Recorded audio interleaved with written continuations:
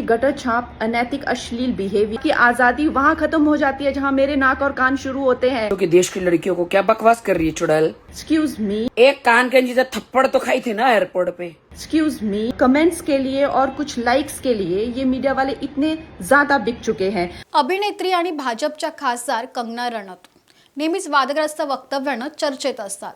Bold, बिनधास्त आणि वादग्रस्त विधानं ही कंगना रणौत यांची ओळख. कधी त्यांच्या वैयक्तिक आयुष्यावरून तर कधी सामाजिक वक्तव्यावरून सोशल मीडियावर ट्रेंडिंगमध्ये असतात असं म्हणायला हरकत नाही. काही दिवसांपूर्वी झालेलं कॉक्रोच जनता पार्टीचं आंदोलन आणि जेन झी बाबत कंगना रणौत यांनी वाटेल ते बोलले आहेत. सोशल मीडियावर पोस्ट करत त्यांनी अक्षरशः गरळ ओकली आहे. जेन झी आणि हिंदू महिलांवर बोलताना कंगना रणौत यांची जीभ घसरली आहे. यामुळे मोठा वाद निर्माण झालाय. सोशल मीडियावर कॉमेंटमध्ये नेटिझन्सनं तर बाजार उठवलाय.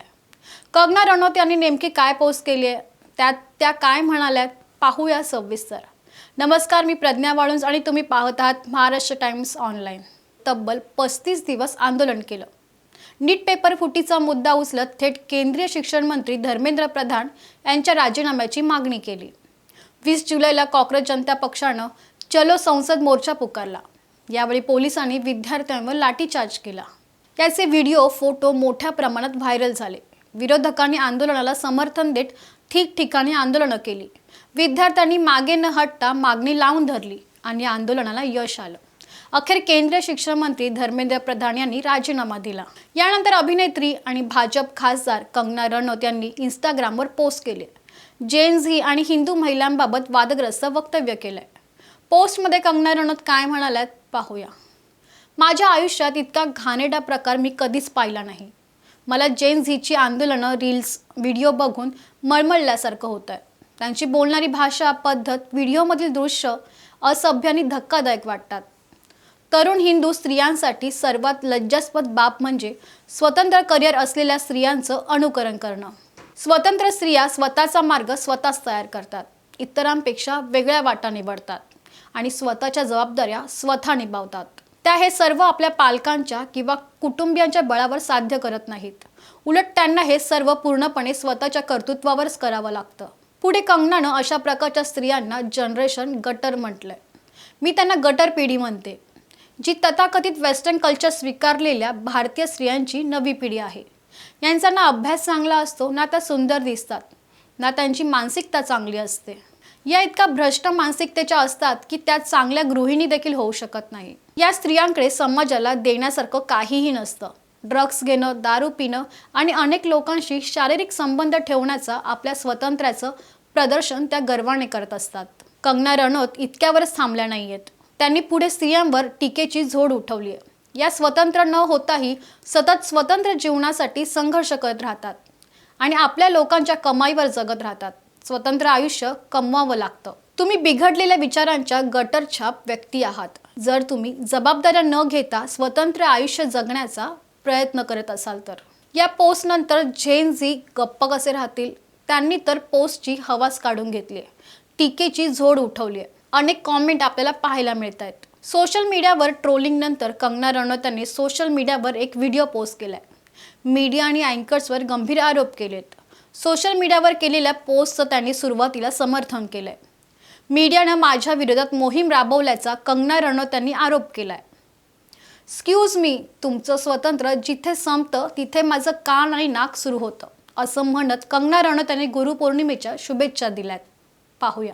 नमस्ते दोस्तों, ये रील मैं मीडिया के बंधुओं के लिए बना रही हूँ क्योंकि मैंने कुछ प्रोटेस्टर्स को जो कि गटर छाप, अनैतिक, अश्लील बिहेवियर सड़क पर बच्चों के सामने, बुजुर्गों के सामने, महिलाओं के सामने डिस्प्ले कर रहे थे, उसको नॉर्मलाइज करने से मना किया है कि we do not accept this in this society. हम लोग नहीं चाहते कि हमारे घर के बच्चों को कोई जो है अपनी अश्लील हरकतों से जो है टाइम से पहले सेक्सुअलाइज कर दे. हमारे घर के बुजुर्गों के सामने जो है हमें शर्मिंदगी महसूस कर, हम नहीं इस तरह का बिहेवियर एक्सेप्ट करते हैं. उसको नॉर्मलाइज नहीं होने देंगे। तो मीडिया जो है मेरे खिलाफ गैंगअप कर रही है और ये नहीं बताएगी कि जैसे स्काई रूट जैसे स्टार्टअप की मैंने कितनी बड़ाई की, हमारे देश के जेनजी जो हमें इतनी ऊंचाइयों पे लेके जा रहे हैं, नीट के छात्रों को मैंने खुद स्वयं जो है कितनी बधाई दी। और ऐसे बच्चे जो कि अपने परिवार की जिम्मेदारियां उठा रहे हैं, हमारी टीम में भी ऐसे बच्चे हैं, हमारे घरों में रिश्तेदारी में भी जेनजी भाई बहन हैं जो कि हमारे बड़े काम संपन्न करते हैं, लेकिन कुछ चंद फॉलोअर्स के लिए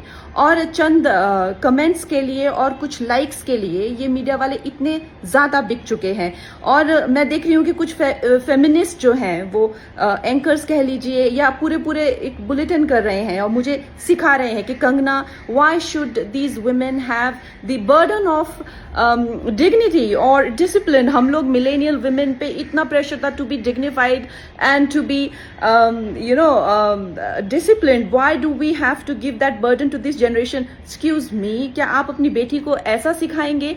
डिसिप्लिन में रहना या मर्यादाओं में रहना कोई चॉइस नहीं है। भौंडा प्रदर्शन तो हर कोई करना चाहेगा, लेकिन अगर आपको समाज में रहना है और संविधान के हिसाब से आपको चलना पड़ेगा, जिसका मतलब है कि आपकी आजादी वहां खत्म हो जाती है जहां मेरे नाक और कान शुरू होते हैं।